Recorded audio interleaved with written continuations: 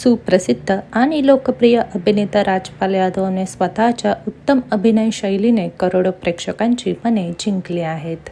राजपाल यादवबाबत एक अतिशय धक्कादायक बातमी समोर येत आहे. चेक बाउन्स प्रकरणी अभिनेता राजपाल यादव गेल्या अनेक दिवसांपासून चर्चेमध्ये आला आहे.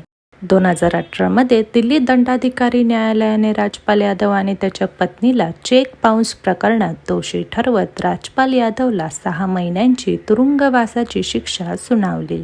त्यानंतर राजपाल यादव आणि त्याच्या पत्नीने या निर्णयाविरुद्ध दिल्ली उच्च न्यायालयात याला आव्हान दिले.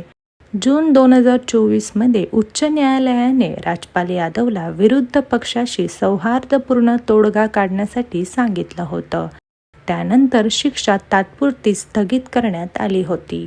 मात्र अभिनेत्याने वारंवार दिलेल्या मुदतीचे पालन केले नाही. उच्च न्यायालयाने दिलेल्या आदेशाचे उल्लंघन केले.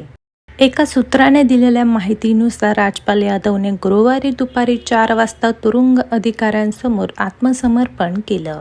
अभिनेत्याच्या वकिलांनी कोर्टाला सांगितले की राजपाल यादवने 50 लाखांची व्यवस्था केली आहे आणि पैसे भरण्यासाठी आणखी 1 आठवडा मुदत हवी आहे.